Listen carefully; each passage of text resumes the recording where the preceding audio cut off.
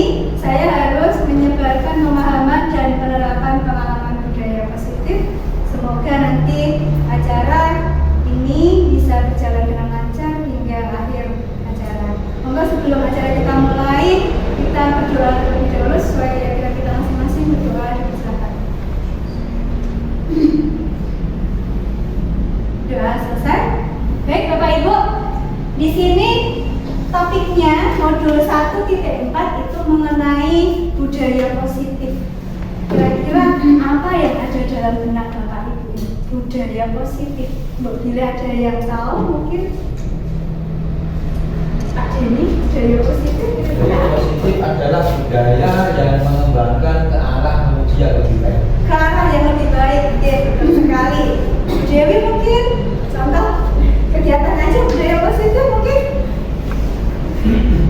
datang tepat waktu, ya itu adalah salah satu contoh dari budaya positif. Nah di sini nanti tujuan kegiatannya kita ingin mengembangkan budaya-budaya positif di sekolah kita agar sekolah kita kedepannya lebih maju, mempunyai siswa-siswi yang berkarakter sesuai yang diharapkan oleh profil pelajar Pancasila.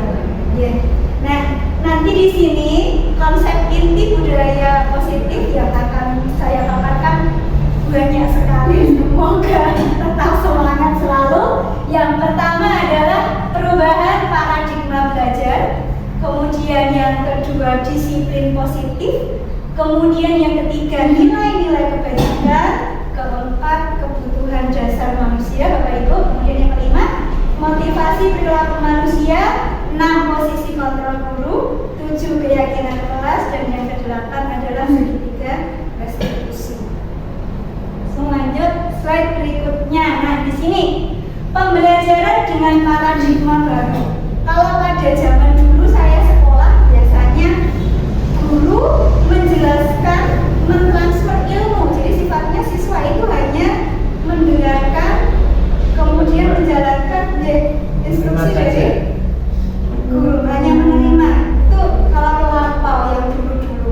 Nah di sini diharapkan kita sebagai pendidik punya paradigma baru, bukan lagi berpusat pada guru dengan metode yang seperti zaman dahulu, ceramah, anak nggak bisa kemudian dipukul, atau zaman dulu kan seperti itu ya, atau seperti apa sampai anak itu ketakutan. Nah kita harus mengembangkan metode yang baru, paradigma yang baru, bahwa sekarang pembelajaran harus berpusat pada siswa.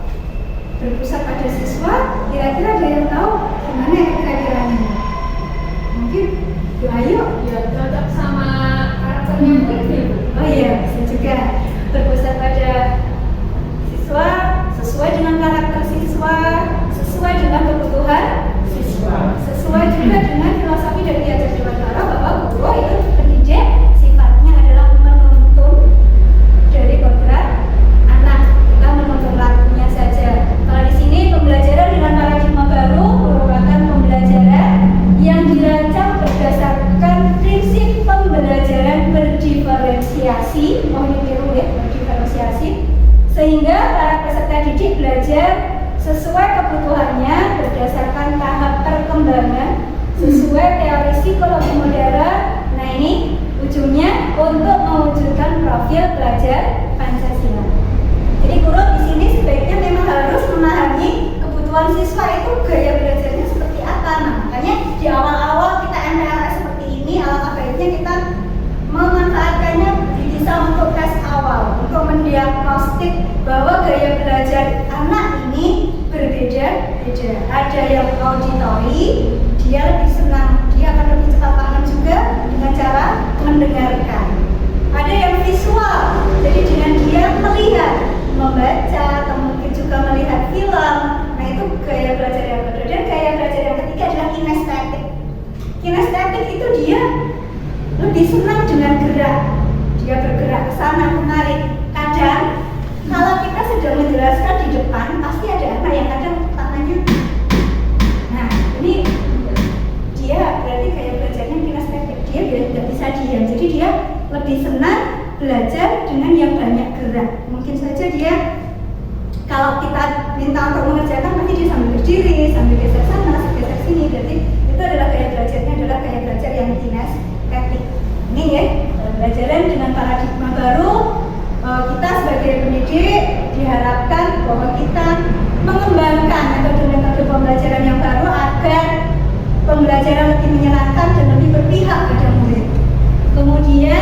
selanjutnya, nah ini miskonsepsi tentang teori kontrol. Ini kesalahan-kesalahan dalam teori kontrol. Kesalahan yang pertama, bahwa biasanya guru itu beranggapan ilusi guru mengontrol murid, bahwa guru kita itu bisa mengontrol murid. Maksudnya di sini, ayo kamu harus mengerjakan ini, kamu harus mengerjakan itu, kamu harus ke sana, baca halaman ini. Nah itu sebenarnya hanya ilusi saja. Kenapa Bapak Ibu dianggap sebagai ilusi? Karena sebenarnya siswa itu ada motivasi atau ada dorongan untuk dia mengikuti suatu perintah. Mungkin dia melaksanakan semua perintah yang kita minta, namun dia melaksanakannya karena takut mungkin, atau mungkin juga karena kita mengiming-iminginya dengan hadiah. Nah, itu berarti nanti berhubungan dengan motivasi ekstrinsik, motivasi dari luar. Kemudian ilusi yang kedua, bahwa semua penguatan positif efektif dan bermanfaat. Tadi saya baru tahu ternyata bahwa tidak semua penguatan positif itu efektif dan bermanfaat. Contohnya apa penguatan positif?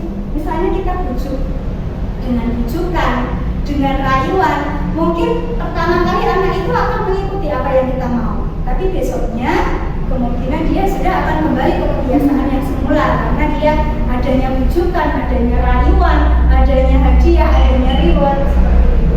Kemudian yang ketiga adalah ilusi bahwa kritik dan membuat rasa bersalah mampu menguatkan karakter. Kembali lagi, kalau motivasinya bukan dari dalam diri siswa, ini walau kritikan dan kemudian kita membuat dia merasa bersalah, itu tetap nanti karakter positifnya, budaya positifnya tidak akan berkembang dari dalam diri siswa itu sendiri. Kemudian ilusi yang terakhir adalah bahwa orang dewasa berhak memaksa. Nah ini biasanya karena kita merasa sudah dewasa, kita lebih berkuasa daripada murid-murid kita. Ini kita beranggapan kamu harus seperti ini, kamu harus rajin belajar, kamu harus selalu mengerjakan tugas dan seterusnya. Ini ilusi, sebenarnya ini hanyalah miskonsepsi, suatu kesalahan yang tapi tanpa kita sadari kita biasanya melakukannya. Masih semangat Bapak Ibu? Masih. Kemudian, nah ini tadi dalam mengubah paradigma kita dari stimulus respon ke pendekatan teori kontrol. Stimulus respon mengatakan bahwa kebutuhan kita sama, tiap orang sama. Tapi kira-kira apakah kebutuhan kita sama, Bapak Ibu? Ya. Jelas berbeda. Nah ini teori kontrol mengatakan realitas atau kebutuhan kita berbeda-beda. Mungkin Pak Denny saat ini sedang butuh apa, Pak Denny? Saya butuh. Apa kebutuhan Bunda mungkin berbeda lagi. Bunda lebih betah nama Bunda saat ini. Uang. Iya, tahu uang itu. Nah, ini jadi ternyata kebutuhan kita berbeda. Setiap peserta didik, murid-murid kita juga kebutuhan yang berbeda-beda. Kemudian yang kedua, semua orang melihat hal yang sama. Ini stimulus respon yang dulu ternyata ada di dalam teori kontrol, bahwa setiap orang memiliki gambaran yang berbeda, memiliki harapan yang berbeda. Contohnya saja, kita dulu zaman sekolah, aku somen inginnya ada yang jadi dokter, entah akhirnya jadi guru, ada yang inginnya jadi perawat, buat jadinya jadi apa. Nah itu harapannya berbeda-beda. Seperti juga kita Bapak Ibu guru, kita memiliki harapan dan gambaran yang berbeda-beda. Kemudian yang ketiga, kita mencoba mengubah orang agar berpandangan sama dengan kita. Jadi dulu kita memaksa orang untuk berpikiran sama dengan kita. Namun ternyata kita harus memahami bahwa setiap orang itu memiliki sudut pandang yang berbeda dalam melihat dunia. Nah ini teori kontrol. Kemudian yang keempat, perilaku buruk dilihat sebagai suatu kesalahan. Biasanya akan seperti itu. Kenapa sih kamu kok tahu-tahu menjitak temanmu? Misalkan kita pasti akan melihat ini nakal ini kok sudah menendang atau menjitak temannya. Padahal dalam teori kontrol memiliki tujuan. Jadi kita harus gali terlebih dahulu. Kamu kenapa mengenal temanmu? Pasti dia kan? Iya, kita gali terlebih dahulu. Pasti dia memiliki suatu tujuan, dia memiliki suatu alasan. Ini sebagai salah satu tugas kita sebagai guru untuk menggali alasan siswa tersebut kenapa. Kemudian berikutnya adalah orang lain bisa mengontrol saya. Contohnya, misalkan saja kita aja, Bapak Ibu guru ini, orang lain bisa mengontrol saya. Misalkan Bapak kepala sekolah, Pak Herli, besok semuanya berangkat pukul 7. Nah, karena kita merasa takut, karena kita mungkin merasa tidak enak, akhirnya kita berangkat sebelum pukul 7, maksimal jam 7. Tapi apakah kedatangan kita jam 7 itu berasal dari motivasi diri kita, dari dalam diri kita?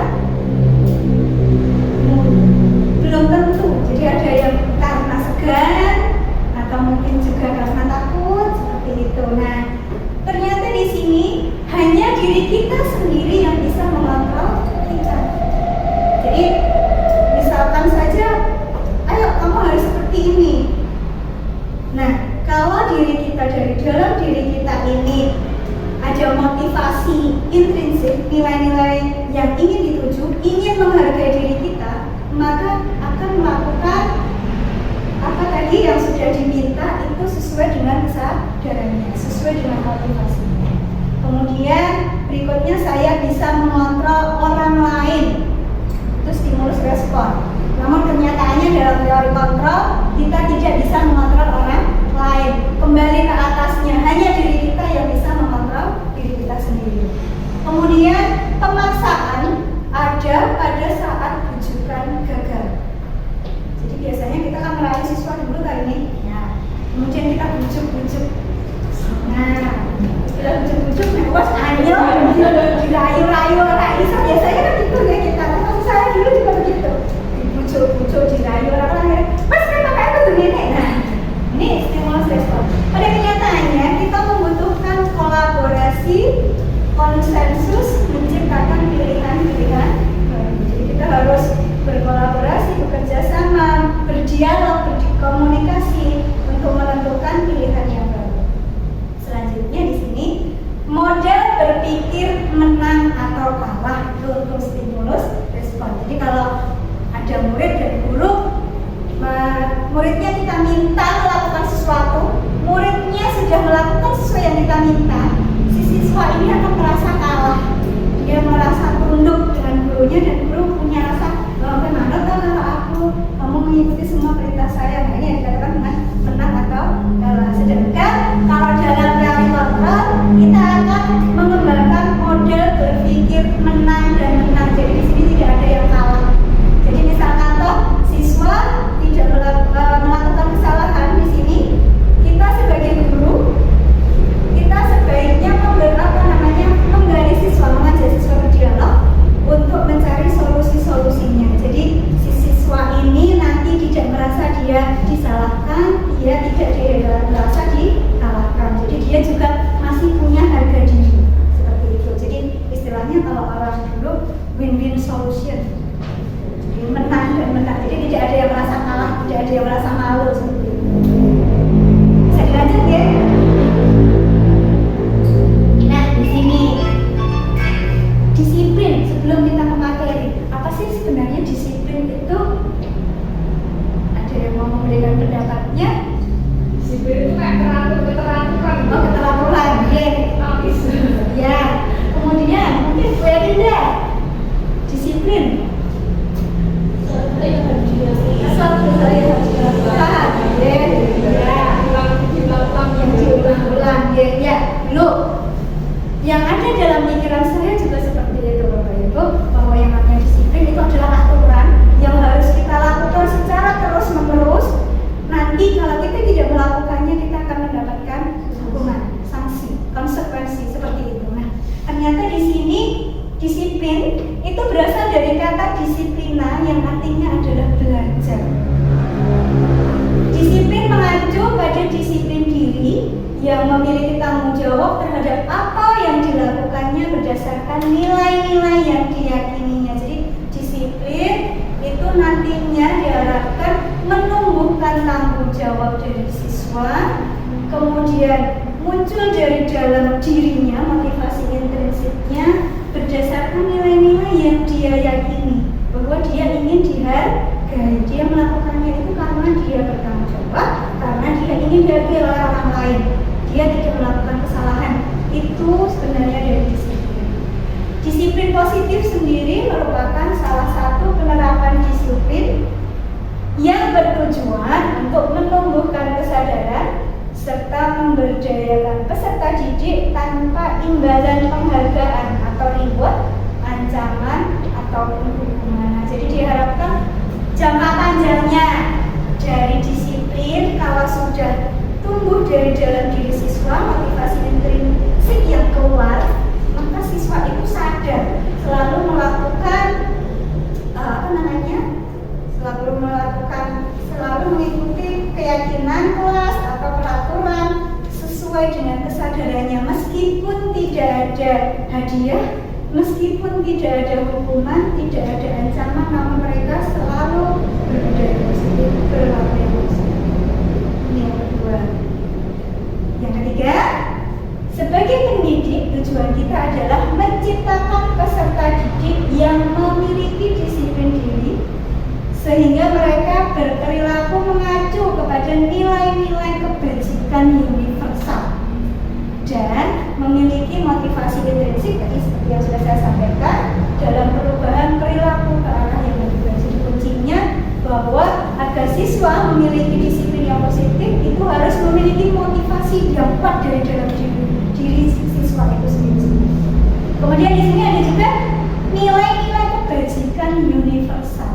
Nah, ini kata-kata yang baru yang saya juga baru mengetahuinya setelah saya mengikuti program guru penggerak ini. Apa itu nilai-nilai kebajikan universal? Itu adalah nilai-nilai yang diyakini yang atau merupakan kesepakatan bersama. Apa saja itu? Nah, di sini sebenarnya ada 6. Tapi di sini saya hanya 3 saja yang saya tampilkan. Nilai-nilai kebajikan itu adalah nilai yang disepakati bersama, yang terlepas dari suku bangsa, agama, bahasa maupun latar belakangnya. Jadi semuanya bisa menggunakan nilai kebajikan ini. Contohnya adalah, kita sudah sering mendengar profil pelajar Pancasila, ada 6 dimensi. Nah, ini sebenarnya yang digunakan itu adalah nilai kebajikan. Ada beriman dan bertakwa kepada Tuhan Yang Maha Esa dan berakhlak mulia, kemudian berkebinekaan tunggal, gotong royong, mandiri, kreatif, dan bernalar kritis. Ini untuk nilai kebajikan dari profil pelajar Pancasila. Kemudian dari organisasi ABO Primary Years Program, di sini ada toleransi, rasa hormat, integritas, mandiri, menghargai, antusias, empati, keingintahuan, kreativitas. Kemudian juga ada kerjasama. Di sini hampir sama seperti profil pelajar Pancasila, ya, kerjasama, gotong royong. Kemudian percaya diri dan komitmen. Kemudian ada keterampilan hidup atau life skill. Dapat dipercaya, lurus hati, pendengar yang aktif, kemudian tidak merendahkan orang lain, dan memberikan yang terbaik dari diri. Nah, ini untuk memberikan yang terbaik dari diri, ini pasti akan kembali lagi ke motivasi intrinsik dari siswa. Masih aman Bapak Ibu? Aman. Aman. Lanjut ya?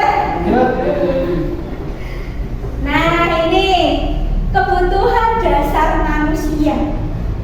Seperti halnya orang dewasa, ternyata anak-anak juga punya kebutuhan dasar. Kira-kira apa saja kebutuhan dasar? Kalau dalam IPS ada 3, ada kebutuhan primer, sekunder, tersier. Nah, di sini apakah sama seperti itu? Mari kita lihat dulu. Pengertian dari kebutuhan dasar manusia adalah segala sesuatu yang kita lakukan untuk mendapatkan apa yang kita inginkan. Seluruh tindakan yang kita lakukan memiliki tujuan tertentu, dan semua usaha terbaik yang kita lakukan adalah dalam rangka agar kebutuhan dasar kita terpenuhi dengan baik. Jadi sebenarnya podo karo mata pelajaran IPS. Ada primer, ada sekunder, ada tersier. Namun apakah sama seperti yang diharapkan di sini? Itu kita lihat. Nah, 5 kebutuhan dasar manusia. Kebutuhan dasar yang pertama adalah bertahan hidup. Bertahan hidup. Kalau mungkin dalam pelajaran IPS mungkin belum final kita melihat karena di sini ada makanan, pakaian, tempat tinggal. Nah, ternyata kalau di sini bertahan hidup masih ditambah dengan keamanan dan kesehatan. Nah, jadi kita harus melihat ini murid kita, didik kita, ini kok di kelas kita menjelaskan, kita mengajar, ternyata ada yang malah tertidur. Nah, ini tugas kita menggali. Kenapa kok dia tertidur? Apakah kebutuhan dasar dia sebagai manusia untuk bertahan hidup terpenuhi? Kita gali, kita tanya, kamu kenapa kok malah tidur? Nah, mungkin dia karena tidak terpenuhinya kesehatannya, dia sakit. Atau mungkin juga tempat tinggalnya. Oh, ya, rocok. Sekolah hujan deras, pemain rocok ada, iso tidur. Nah, ini jadi kita harus tahu kebutuhan dasar dari siswa. Kebutuhan yang pertama adalah kebutuhan hidup untuk bertahan. Kemudian lagi ada kebutuhan yang kedua adalah kasih sayang dan rasa terima kasih. Nah, ini rasa diterima, rasa dipedulikan, berbagi dan kerja sama. Nah, ini kadang yang sering kita temui di kelas. Pada saat kita ya berkelompok ya pasti ada 1 atau 2 anak yang biasanya nggak mau bu saya sama itu. Nah, ini nanti anak ini akan merasa rendah diri. Kenapa? Karena kebutuhan kasih sayang dan rasa diterimanya tidak terpenuhi. Nah, ini tugas kita memberikan pengertian kepada teman yang lain bahwa kebutuhan dasar manusia kita juga harus mendapatkan kasih sayang dan rasa diterima ini. Kemudian lagi yang ketiga adalah kebutuhan penguasaan. Kebutuhan penguasaan ini menyangkut harga diri, keinginan untuk dianggap memimpin, dianggap berprestasi, diakui pendapatnya dan didengar juga pendapatnya. Ini kebutuhan dasar manusia yang ketiga yaitu penguasaan. Kadang kita meminta, ayo siapa yang mau maju biasanya, walaupun kadang kita menganggap anak ini kurang dalam kemampuan kognitif, tapi dia biasanya juga karena dia merasa ingin dihargai, ingin dianggap berprestasi, maka dia juga saya bu. Nah, ini untuk mengapresiasi mereka yang kurang seperti ini, anak-anak lebih baiknya juga kita akomodir. Dulu saya tak jauh maju, biasanya anak-anak yang selalu yang udah pintar. Nah, ternyata seperti ini yang kurang pun kalau kita motivasi, kita beri waktu, kita beri ruang, insya Allah mereka juga bisa. Selanjutnya adalah kebebasan. Kebebasan di sini menyatu dengan mandiri, memiliki pilihan, mencoba hal baru, kemudian mampu mengendalikan arah dirinya. Kadang kenapa kok kita menjelaskan, kadang ada anak yang bermain sendiri, asik dengan mainannya. Nah, ini mungkin karena dia kurang terpenuhi kebebasannya. Mungkin kalau di rumah dia orang tuanya mungkin yang terlalu keras, ya tertekan atau seperti apa. Akhirnya dia di sekolah dia menemukan ruang. Nah, akhirnya dia kadang pas dijelaskan, pas pelajaran sedang serius-seriusnya, mereka malah asik bermain sendiri. Nah, ini berarti kebutuhan dasar dia dalam kebebasan ini kurang terpenuhi. Selanjutnya adalah kesenangan. Nah, ternyata setiap orang, termasuk Bapak Ibu guru, juga membutuhkan kesenangan. Lagi capek kan kalau harus bekerja terus. Sesekali kita juga harus bermain. Nah, humor. Kadang kita guyong itu untuk melepaskan penat. Kemudian antusiasme dan tertawa. Tersandai melepaskan penat. Mungkin menghadapi siswa dengan berbagai karakter mereka yang unik. Nah, akhirnya kita membutuhkan kebutuhan dasar manusia yang kelima yaitu kesenangan. Murid kita juga seperti itu. Nah, makanya kadang ada kebutuhan siswa tentang kesenangan. Jadi nggak harus sih pembelajaran itu pas terus dolanan aja. Contohnya saja dalam pembelajaran matematika kita bisa menerapkan pembelajaran yang menyenangkan sambil bermain, membuat jaring-jaring.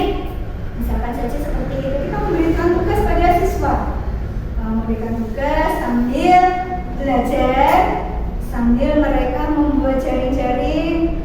Kesenangannya apa? Misalkan mewarnai. Nah, kita berikan kebebasan untuk jaring-jaring itu diwarnai sesuai dengan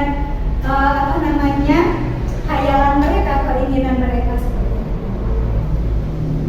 Lanjut ya Bapak Ibu ya. Nah, kenapa sih dalam manusia itu berperilaku itu ternyata ada motivasinya. Jadi ada anak yang kayak kadang terlihat seperti itu, seperti ini. Nah, ternyata dalam kita berperilaku itu ada motivasinya. Tadi di depan sudah saya sampaikan bahwa motivasi perilaku manusia itu dipengaruhi oleh dua motivasi, yaitu motivasi intrinsik dari dalam diri siswa dan motivasi ekstrinsik dari luar. Motivasi ekstrinsik dulu kita baca. Nah, biasanya motivasi yang dari luar atau ekstrinsik ini diterapkan siswa itu untuk menghindari ketidaknyamanan atau hubungan. Contohnya kalau seni, misalkan saja atribut upacaranya tidak lengkap, misalkan saja biasanya kan diberikan hubungan, misalkan saja berdiri berbaris sendiri. Nah, itu masih motivasi yang ekstrinsik dari luar. Makanya mereka semuanya tertib. Kenapa? Untuk menghindari hubungan itu. Kemudian yang kedua, untuk mendapatkan imbalan atau penghargaan dari orang lain. Ayo, siapa ini nanti yang nilainya bagus mendapatkan hadiah pulpen dari guru. Nah, ini juga termasuk motivasi yang ekstrinsik. Kemudian applause yang meriah itu juga termasuk motivasi yang dari luar. Berikutnya adalah motivasi intrinsik. Nah, ini menjadikan orang itu untuk menjadi orang yang mereka inginkan dan menghargai diri sendiri dengan nilai-nilai yang mereka percaya. Maksudnya apa ini? Nah, mereka sudah memiliki kesadaran dari dalam diri mereka sendiri. Mereka punya nilai yang mereka percayai. Aku seperti ini, aku terlihat seperti ini, aku besoknya akan menjadi orang yang berguna untuk nusa bangsa. Misalkan itu nilai yang mereka yakini. Nah, jadi mereka sudah sadar dan itu tumbuh dalam dirinya. Jadi walaupun tidak ada yang mengawasi, tidak ada hadiah, tidak ada hukuman, mereka akan tetap berlaku yang positif. Ini motivasi ada dua tadi ya, ekstrinsik dan intrinsik. Lanjut. Nah, ini kalau dulu saya hanya ini tadi masih berhubungan dengan motivasi perilaku tadi ya. Ekstrinsik biasanya untuk menghindari hubungan dan konsekuensi seperti itu. Nah, dari dalam diri, nah ini nanti tugas kita menggunakan restitusi. Yang pertama kembali ke dulu. Sebelum saya mengikuti kegiatan ini, saya tahunya hanya hukuman dan konsekuensi. Hal baru yang saya temui adalah restitusi. Hukuman, apa sih perbedaannya hukuman dan konsekuensi? Kalau hukuman itu sifatnya tiba-tiba atau tidak terencana. Misalkan saja kita menemui ada dua siswa yang sedang berkelahi, akhirnya geret-geretan baju sampai kancingnya lepas, misalkan saja seperti itu. Dan kita anggap dua orang ini bersalah, tidak pernah ada peraturan atau apapun, langsung saja kalian sudah bersalah, yuk sekarang hukumannya kalian bersihkan kamar mandi. Nah, itu sebagai hukuman. Jadi hanya satu arah, tiba-tiba dan bersifat satu arah. Jadi siswa tidak tahu, yang menentukan adalah guru. Yang menentukan hukuman itu adalah guru.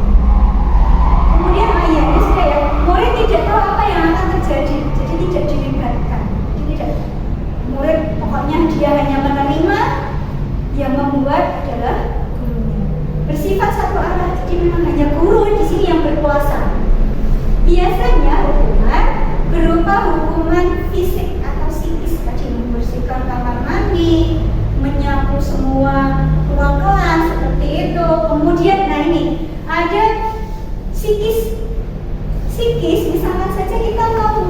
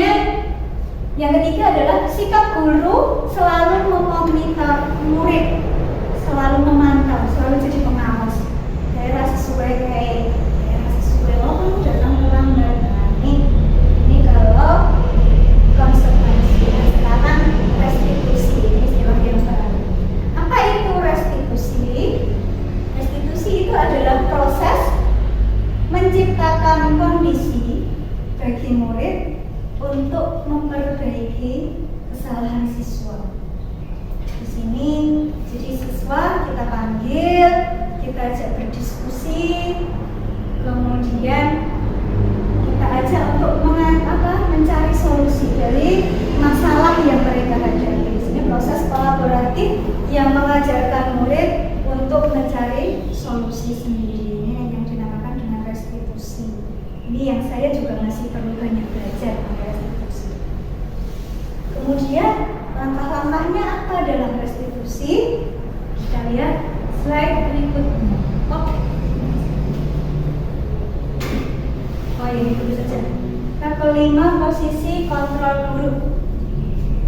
Nah ternyata kita sebagai guru punya 5 posisi kontrol.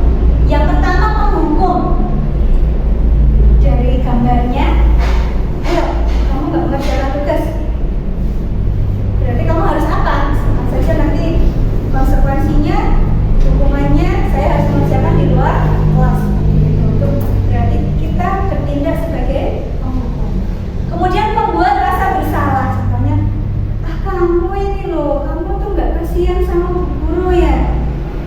Kamu kalau seperti ini nanti bu guru dimarahi pak kepala sekolah misalkan saja seperti itu. Nah nanti dalam diri siswa akan timbul rasa dia bersalah. Aduh, aku udah buat 2 April kok ternyata nanti dimarahin pak kepala sekolah misalkan seperti itu. Berarti dia sudah memposisikan dirinya sebagai pembuat rasa bersalah. Kemudian di sini sebagai teman. Sebagai teman, guru bertindak sebagai teman. Ini biasanya kita menerapkan sebagai teman. Biasanya ya. Kemudian sebagai pemantau atau sebagai pengawas. Kemudian posisi yang kelima itu adalah manajer. Nah, kalau dulu kira-kira Bapak Ibu ini posisinya di mana ini? Nah, sekarang posisinya ada di mana ini? Apakah di penghukum, pembuat rasa bersalah, kemudian sebagai teman atau pemantau atau manajer? Sebagai teman. Sebagai teman, ini teman ya. Pak Bambang sebagai Aku juga membuat rasa bersalah. oh, iya. Sakit guru. Kita pesannya bu guru, padahal kita seperti bu guru tuh kamu udah capek ngajar kamu masih seperti ini. Nah ini membuat rasa bersalah. Nah, ternyata dari materi yang saya pelajari, alangkah lebih baiknya seorang guru minimal itu sebagai pemantau atau manajer, minimal seperti itu. Yang paling jelek itu yang mana ya? Yang sebagai penghukum dan pembuat rasa bersalah. Itu ternyata tidak boleh. Nah, ini tantangan kita ternyata. Kita sebagai guru kita harus berusaha sedikit demi sedikit untuk merubah. Kalau langsung sepertinya memang kita belum mampu ya. Oke, marilah kita ubah posisi kontrol kita sebagai pemantau dan manajer. Nah, posisi kontrol seperti ini ya seperti apa? Nah, contoh penerapannya, kasusnya adalah siswa tidak memakai atribut lengkap saat upacara bendera. Senin, mungkin ada yang tidak bawa topi, mungkin tidak bawa dasi, jadi tidak lengkap. Kalau kita memposisikan diri sebagai seorang penghukum, ayo kamu, tidak lengkap, baru nanti bendera selama 1 jam. Nah, ini kita memposisikan diri kita sebagai seorang penghukum. Apa yang terjadi pada anak didik kita kira-kira? Masa dia mau panas atau sarapan? Semakin takut, minder, iya pasti dia malu. Takut, ya pasti malu sekali. Takut dengan kita. Kemungkinan apa lagi? Nggak mau sekolah lagi. Ini jadi dampak buruknya mogok sekolah. Ya, yang kemungkinan ada juga dia jadi benci dengan kita seperti itu.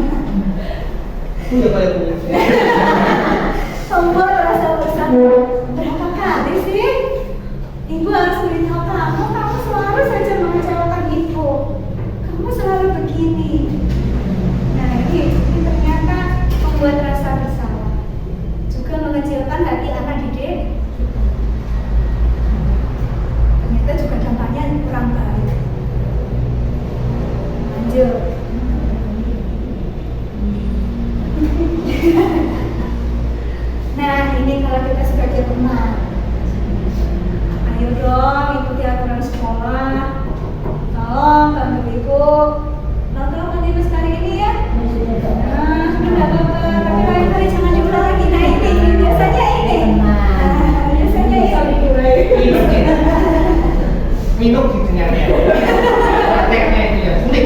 Ya. Sesok sekarang ada PR bisa gitu kan. Sesok kira-kira diulang lagi nggak? Pasti diulang lagi. Iya pasti akan diulang lagi. Guru pena ya. Iya, karena mengajar kita sebagai teman. Nanti nilai mereka kesadaran berdisiplinnya juga kurang kalau kita memposisikan diri kita sebagai teman. Nah ini berikutnya adalah sebagai pemantau. Kamu sudah melanggar peraturan sekolah. Kamu tahu konsekuensinya? Nah, setelah upacara, kamu beli akhirnya ke koperasi dan jangan diulangi lagi. Nah, ini kalau pemantau. Jadi di sini pemantau sudah menanyakan apa namanya konsekuensinya karena sudah ada keyakinan kelas atau mungkin kesepakatan atau mungkin peraturan sekolah. Kemudian sudah memberikan solusi dari permasalahan siswa ini karena lupa tidak memakai atribut yang lengkap saat upacara. Posisi kontrol yang tepat itu seperti ini. Selanjutnya posisi kontrol yang terakhir. Nah ini yang paling fokus kepada iya manajer. Kita sebagai seorang manajer. Apakah kamu tahu kesalahanmu? Jadi kita konfirmasi terlebih dahulu pada siswa. Kesalahan siswa itu apa? Apakah dia tahu kesalahannya? Kemudian kita mencoba menggali dari siswa, apakah dia bisa menemukan solusi tersendiri terlebih dahulu. Kalau kamu tahu kesalahanmu, kira-kira bagaimana kamu memperbaiki kesalahanmu agar siswa mau belajar begitu. Sudahkah Bapak Ibu seperti ini? Belum. Mendekati. Monggo, mulai minggu depan, mulai Senin berarti kita bersama-sama ya. Paling tidak belajar bersama-sama ya, karena teorinya gampang tetapi prakteknya yang sulit ya, seperti itu. Ini posisi kontrol yang kelima yang terakhir sebagai seorang manajer. Lanjut. Berikutnya, nah, kira-kira ini kita analisis bersama. Posisi kontrol apakah aku? Kira-kira kalau Bapak Ibu mendengar, saya kecewa sekali dengan kamu. Berarti apa tadi? Oh, ya, membuat rasa. Oke. Kamu tidak pernah benar melakukannya. Oke. Kamu tidak pernah benar melakukannya sama dan selama ini selalu dia menyindir sekali, kasihan sekali, mentalnya jatuh pasti. Efeknya jangka panjang, pasti sampai dia tua akan selalu ingat. Oke. Berikutnya, apa rencanamu untuk menyelesaikan masalah ini kira-kira? Kita berada di posisi kontrol seperti apa? Manajer. Iya, cari solusi. Iya, karena ini kita mengajak siswa untuk menggali solusi dari permasalahan yang dihadapi. Masih semangat Bapak Ibu? Oke, masih ada satu lagi. Ayolah, lakukan demi Bapak ya Kak Ibu ya. Ayolah, lakukan demi Ibu. Sebagai ayolah, demi Bapak Ibu. Demi pemantau.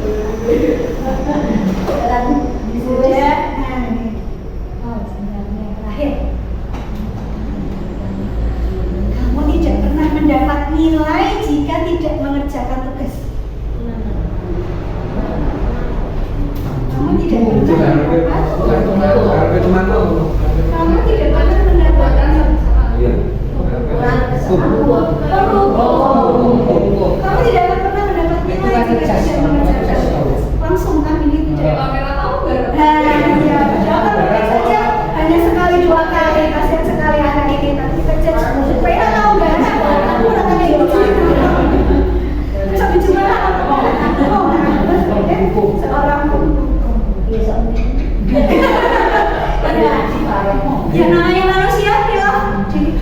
Tapi dibolehin kulit. Bisa menurut iya. Saya juga bersama dan mari kita belajar bersama Bapak Ibu untuk kedepannya lebih baik lagi. Nah, sekarang materi selanjutnya. Ya, tadi untuk posisi kontrol guru ada yang ingin ditanyakan dulu? Betul? Sudah cukup ya? Sudah cukup jelas ya? Baik. Kalau sudah cukup jelas, di sini akan saya lanjutkan ke keyakinan kelas. Mengapa sih sebenarnya kok keyakinan kelas itu namanya keyakinan kelas? Bukan peraturan kelas. Bukan peraturan, tapi kok keyakinan. Jadi mau sebelum kita bahas, dia mau menyampaikan pendapatnya.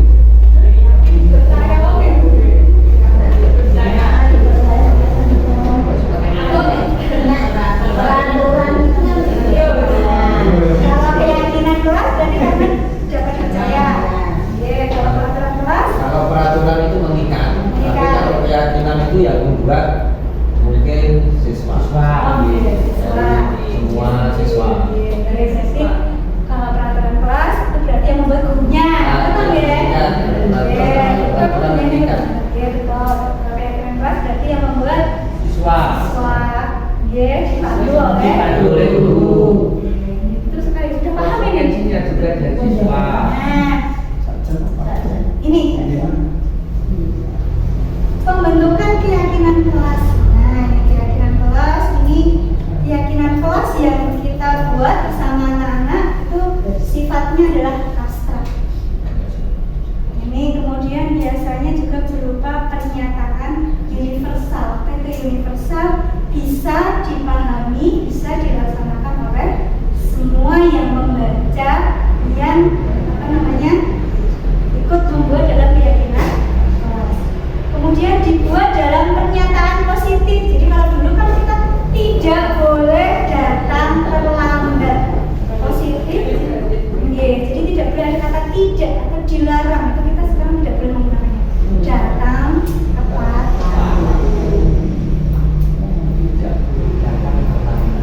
Tidak boleh. Berarti terlambat. Nah, tapi yang terlambat datang terlambat. Saya kita Tidak datang boleh terlambat. datang terlambat. Berarti malah terlambat. Terlambat tidak boleh. Boleh. Nah, makanya kita ubah menjadi kalimat yang positif. Datang tepat waktu. Kalau misalkan saja kita ingin jangan buang sampah sembarangan. Nah, ini kalimat positif. Buanglah sampah. Buanglah sampah di pada tempatnya. Buanglah sampah di tempatnya. Kemudian sedikit saja agar mudah diingat. Sama si Allah ada bocah yang poin-poin penting saja, misalkan datang tepat waktu. Kemudian kerjakan tugas dengan tanggung jawab, misalkan seperti itu. Kemudian buang sampah pada tempatnya.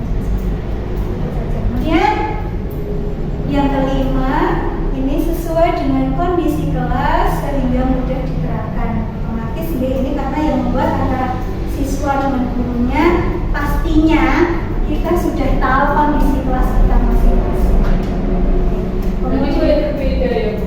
Boleh ya, karena keyakinan kelas kita kelas jadi ya kita Buat peraturan semua sama. ya kalau dulu saya tahunya juga begitu. Kalau dibuat Tata tertib. Kalau dulu kan tata Oh, iya, tertib. iya.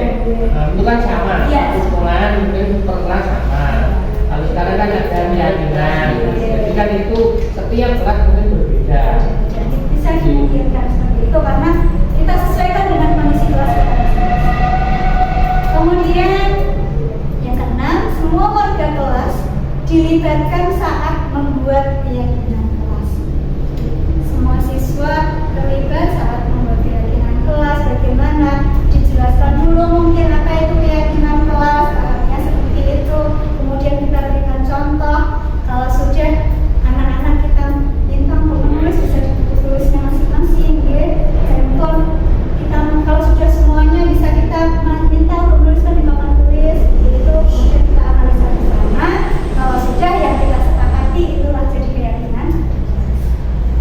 Ini Bapak Ibu lanjut.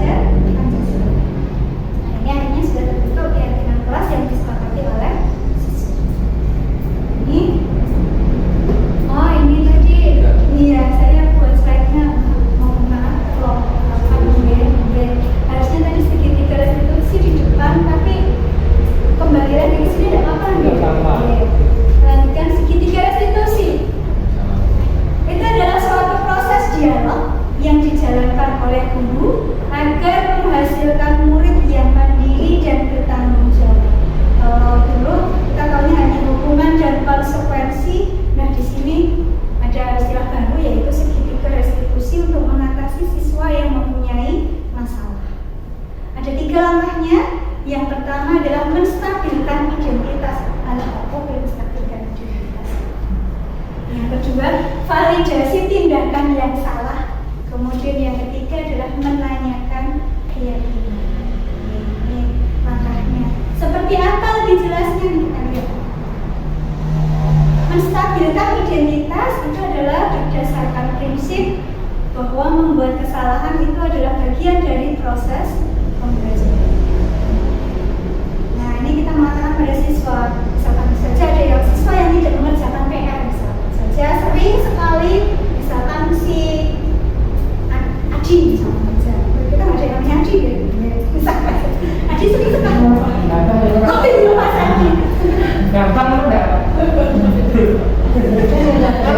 Adi yang lain, bukan Adi yang luar. Ya, ini Adi tidak pernah mengerjakan PR. Nah, kita bisa menstabilkan identitas dari si siswa tersebut dengan mengatakan ini ada beberapa contoh di sini. Adi bahwa berbuat salah itu wajar. Atau bisa juga tidak ada manusia yang sempurna. Adi pasti semuanya pernah melakukan kesalahan. Dulu bapak ibu juga pernah begitu. Pastikan ya, kita bukan manusia yang sempurna. Waktu sekolah salah satu PR itu manusia. Kemudian ibu tidak mencari tahu siapa yang salah, tapi ibu ingin mencari solusi dari permasalahan ini. Setelah kita menstabilkan identitas, tidak seakan-akan menjatuhkan siswa. Jadi siswa tetap dia merasa punya harga diri. Kita menjaga harga diri siswa seperti itu.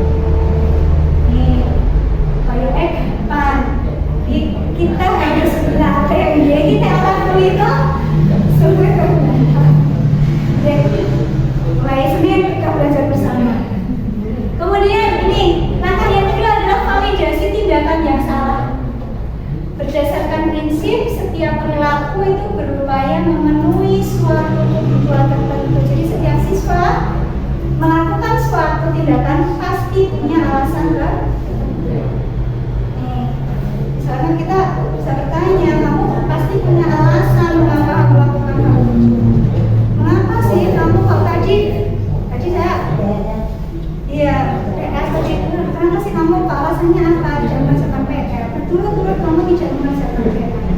Kalau dulu saya misalnya wah aku nyelip kalau kau tidak tahu gara PR kau sebenarnya kan saya sangat malas loh.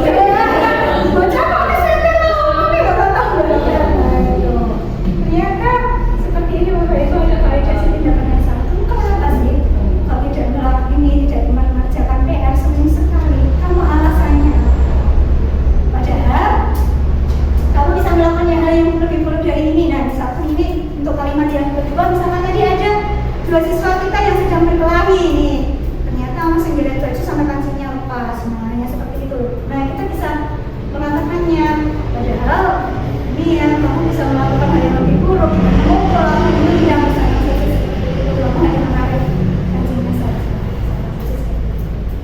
Mungkin juga kamu patut bangga karena telah melindungi sesuatu yang penting untukmu. Pasti kamu menarik bajunya. Ini karena ini yang melindungi sesuatu ya. Kemudian kamu melakukannya karena mempertahankan sesuatu yang penting. Ini lanjut langkah yang ketiga adalah menanyakan keyakinan. Ini langkah yang terakhir. Berdasarkan prinsip value control bahwa pada dasarnya kita termotivasi secara intrinsik. Jadi kita melakukan sesuatu kita memotivasi dari dalam diri kita. Kemudian kita bisa menanyakan pada siswa. Kita kan sudah membuat keyakinan kelas ya. Berarti kita bisa menanyakan pada siswa tersebut. Kalau kamu berkelahi, berarti kita tanyakan dulu. Apa sih keyakinan kelas kita apa saja? Ini Bu, saling menghargai, saling menghormati. Kemudian tanggung jawab bisa dia mengatakan seperti itu. Nah, kita bisa menanyakannya. Kemudian nilai-nilai apa yang telah disepakati bersama? Kemudian seperti apa sih gambaran sebuah kelas yang ideal menurut kamu? Atau mungkin juga bisa juga atau gambaran PR. Kamu sama gue kok atau gambaran PR terus kamu besoknya ini jadi orang yang seperti apa? Nah, ini menanyakan keyakinan dari siswa. Kemudian langkah yang terakhir kita membantu siswa menggali solusi dari permasalahan. Kamu kenapa tidak mengerjakan PR? Misalkan dia menjawab ini Bu, saya itu kalau malam lupa. Ini saya diminta ibu membantu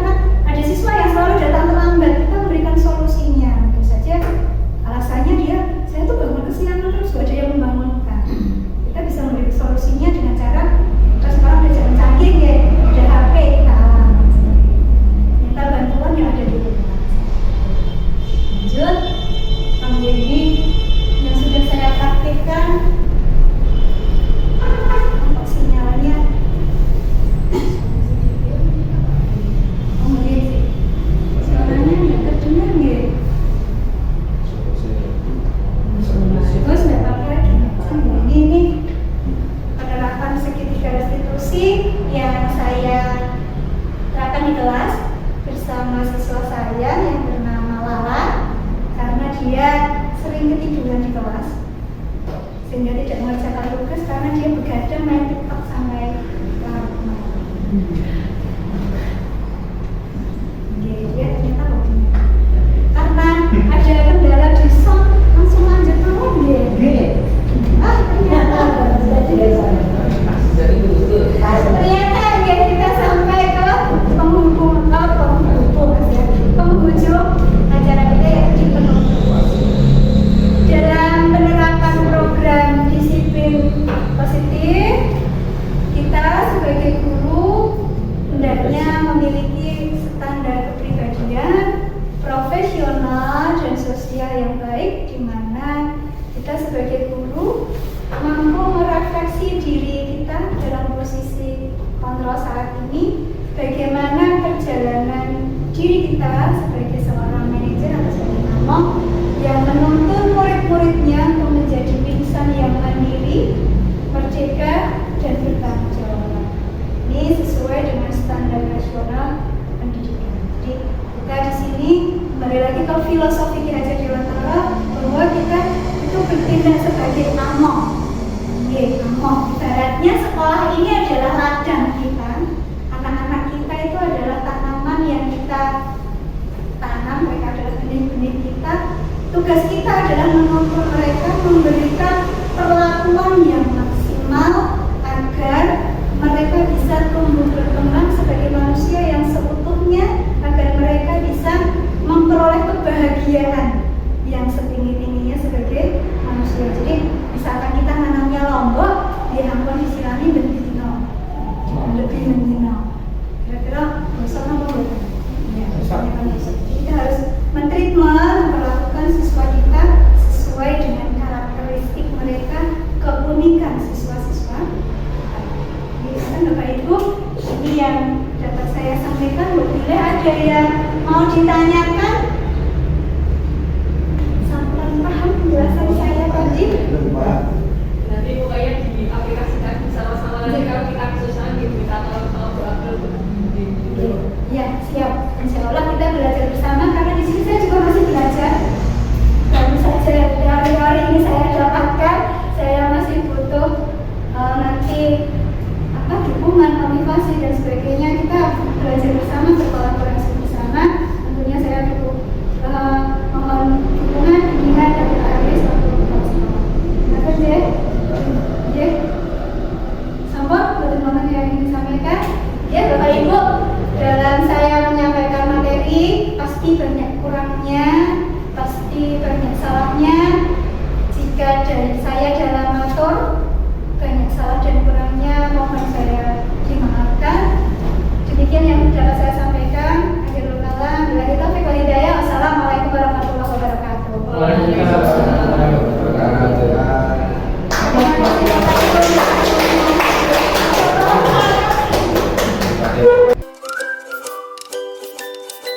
Assalamualaikum warahmatullahi wabarakatuh.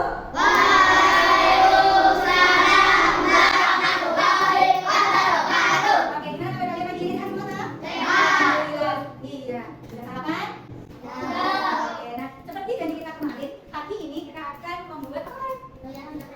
Membuat keyakinan kelas. Berarti sudah sering dengar dong apa itu keyakinan kelas? Oke, sudah tahu apa itu keyakinan kelas?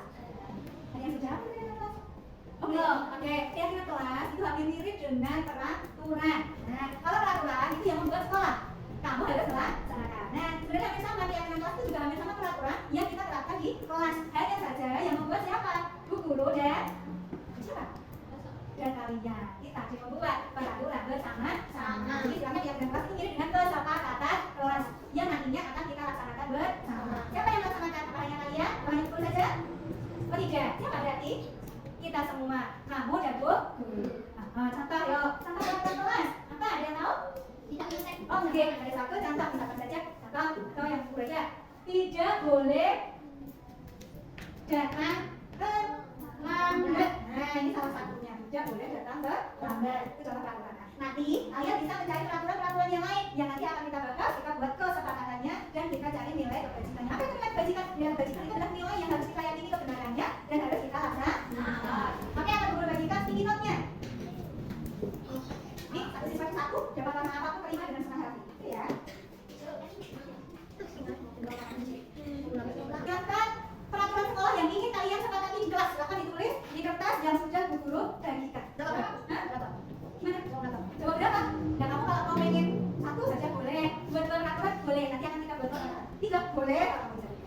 tulis dulu. Sudah selesai tulisnya? Belum. Yang sudah selesai mungkin bisa kita kali. Tidak usah, belum kan? Kali ini ya. Oke. Sudah terlalu lebar nggak apa-apa. Sudah terlalu dekatan ya di sini. Ada yang kita di sini? Kalau sudah, coba siapa yang mau bacakan? Ayo, pasal apa? Ayo, baca dulu kata orang. Punya Yuki, kamu baca. Tidak boleh menyontek. Terus kan? Terus. Tidak boleh Oke, punya? bersikap sopan. Iya. Tidak boleh meminjam buku dan alat tulis. Baik. Ini punya Yuki Nabil. Tidak boleh membawa HP. Saling menghormati dan bersikap Oke, sama ya ini ya. Kita sopan dulu deh. Karena sudah sama dengan punya Yuki. Terus tadi. Sama lagi. Tidak boleh gaduh. Oke, sudah sama. Tidak boleh menyontek. Tidak boleh menyontek. Baik. Terus. Tidak boleh membawa HP. Sama. Tidak boleh berkata kasar. Oke, terus skipnya sudah. Tidak boleh gaduh. Tidak boleh gaduh. Tidak boleh membawa Nah, HP. terus. Tidak boleh berkata kasar. Oke, sudah ada lagi. Oh iya, sudah ada. Tidak boleh membawa Hah? HP. Ini apa? Tidak boleh membawa HP. Iya. Tidak boleh berkata kasar. Tidak boleh menyontek. Oke, gantian. Gantian sama dulu. Tanya. Gantian yang baca. Yuki, siapa lagi baca? Tidak boleh gaduh. Tadi sudah ada belum? Tidak boleh gaduh. Sudah. Tidak boleh gaduh. Sudah ya? Iya, terus. Benar. Oke, nah kata-kata di sini peraturan yang kalian suka masih menggunakan kata tidak. Jangan ini, jangan itu, jangan lama. Yuk, kita ubah kata-kata tidak ini menjadi kata-kata yang positif. Jangan berlari, katanya jangan berlari. Berjalan pelan-pelan. Tidak boleh lambat, berarti datang tepat waktu. Yuk, kita mulai deh. Yang pertama, tidak boleh dicontek. Kita jadi apa? Tidak boleh dicontek, jadi kita datang berarti. Tidak boleh dicontek. Boleh contek? Boleh. Mana turunan? Apa kira-kira? Tidak boleh dicontek. Kita jangan ngomong sini. Kita harus bilang. Jangan boleh. Boleh contek sama turunan. Kerjakan tugas sendiri. Nih. Stop, kerjakan tugas dengan mati. Boleh tugas pokok. Kemudian yang kedua, tidak boleh gaduh. Ya apa nih? Gaduh apa toh? Nih sih. Nah, tidak boleh gaduh. Kita kasih aja. Jaga ketertiban. Kemudian yang ketiga, tidak bersikap sopan. Pernah juga nggak? Sudah kalimat positif? Bersikap sopan itu kalimat kita kalimat positif. Ada kata tidaknya bukan? Sudah ada kata tidak, sudah ada kata tidak, berarti sudah kalimat positif. Berarti perlu juga bukan? Tidak bersikap sopan. Tulis sendiri. Kemudian ini sudah. Terus tidak boleh membawa HP. Tidak boleh membawa HP. Ditinggal di HP atau disimpan di rumah. Lagi saling menghormati. Sudah kalimat positif apa kalimat negatif? Sudah positif. Dari sini saling menghormati. Ada lagi mesti. Ini boleh. Tenang, saling menghargai. Kalimat positif positif. Sama aja dulu. Nanti kita satu ya. Saling menghormati dan menghargai. Terlambat. Ya. Betul. Datang terlambat. Nah, ada berapa yang masuk nih? Kita sama nih. Ada 7. Yang pertama, kerjakan tugas dengan mandiri, jaga ketertiban kelas, bersikap dan berkata yang sopan, bawa buku dan alat tulis sendiri. Tapi di sini nah, saling menghormati dan saling menghargai. Datang tepat waktu. Nah, nilainya apa sih? Nilai kebajikannya. Contoh, datang tepat waktu. Berarti nilai kebajikannya adalah kalian harus belajar disiplin. Maka juga tanggung jawab. Nih. Kata tugas dengan mandiri, berarti sama juga tanggung jawab. Percaya diri bisa? Bisa, tanggung jawab boleh. Percaya diri, kalian harus percaya diri dan bertanggung jawab. Kemudian menjaga ketertiban kelas, bagi kira-kira tanggung jawab bisa. Sikap dan berkata yang sopan. Ini nilai-nilainya dan kebajikannya adalah empati. Terus membawa buku dan alat sendiri. Apa ini? Tanggung jawab atau komitmen? Tanggung jawab boleh. Tanggung jawab. Tapi disimpan di rumah. Ketertiban di rumah anak boleh. Saling menghormati dan saling menghargai. Jangan saling menghormati atau toleransi. Juga. Nah, ini adalah keyakinan kelas dan nilai kebajikan yang sudah kita sepakati hari ini. Nah, setelah kita menentukan nilai kebajikannya, coba kita cari nilai-nilai yang tanpa dan tidak tanpa dari kesepakatan kelas, keyakinan kelas yang sudah kita buat. Contohnya, datang tepat waktu. Berarti kalian harus datang jam berapa ini? Datang tepat waktu. 6:30. Boleh. Oh, jam 6. Ya, boleh. Jam 3. Ngapain? Datang jam 3.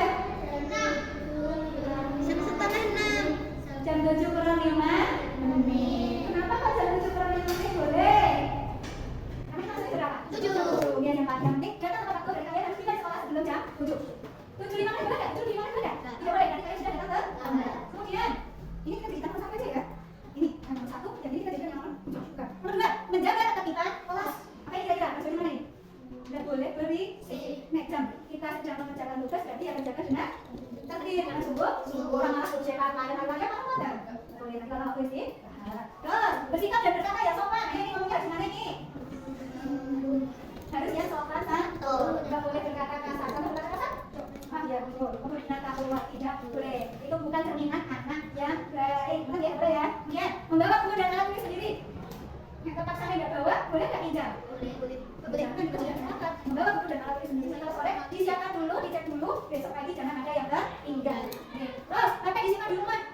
Bule, tetap dimasukkan